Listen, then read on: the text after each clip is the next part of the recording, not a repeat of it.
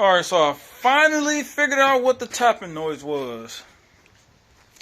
And as you can see, as we come down here, you see this shiny spot here. Looks kind of rough. Shiny spot over here. Down there, over there, and all the way back here to the last cylinder.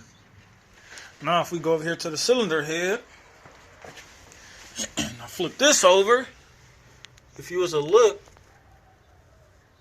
that area right there, the squish pad on all the combustion chambers, all the way to the last one, they're tapping.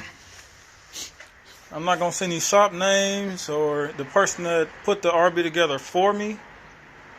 I'm not pointing any fingers. Because just like me, that man has a family too that he want to take care of.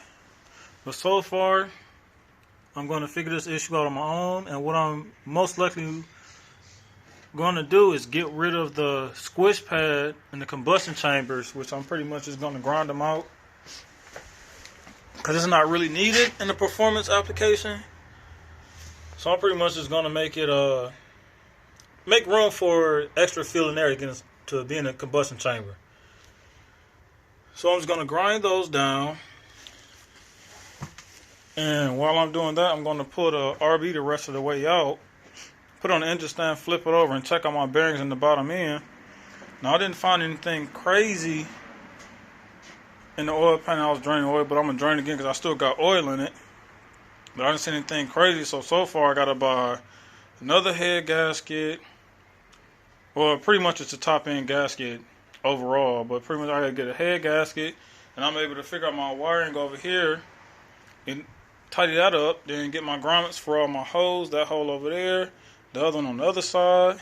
And block the one off over there that the harness used to go through for the fuse boxes. That's no longer here, but it's in the glove box now.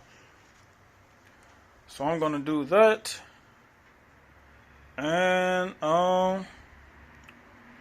once I do those things I said as far as like grinding off the squish pads and the combustion chambers on the cylinder heads, pull this out, check out the bottom end, make sure all the bearings is good, make sure I don't have any scuff marks on it, because I want to actually, if those bearings show any signs of like any premature wear, I'm going to replace them before I go get this tuned.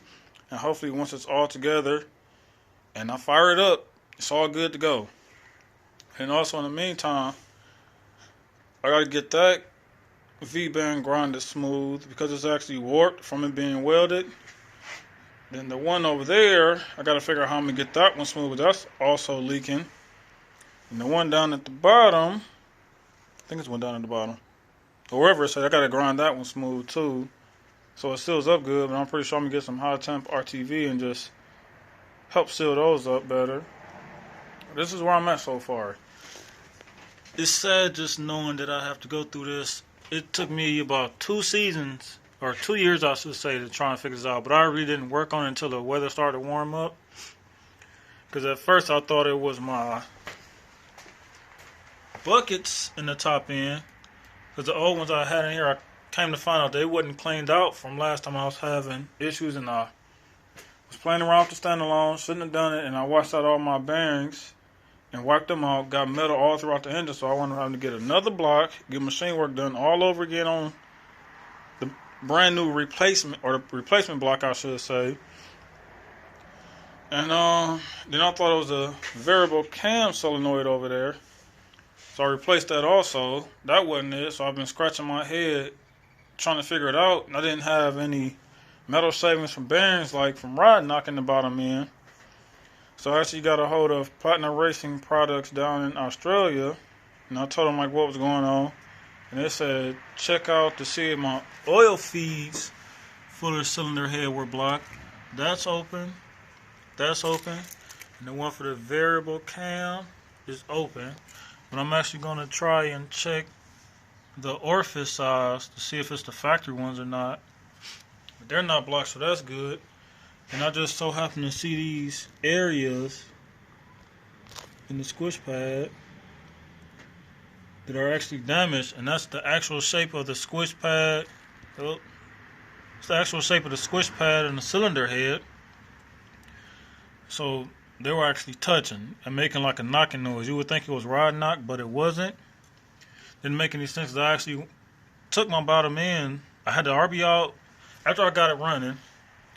Checked out the bottom end. None of the bearings was bad. Didn't have any signs of play or anything. So I put it all back together, replaced all the valve train components, was still having a noise. First I thought it was like a washer that was like loose in the head or was stuck, but I didn't see anything up there. And yeah, here I am. It's just a big headache. Can't see myself getting rid of this engine yet.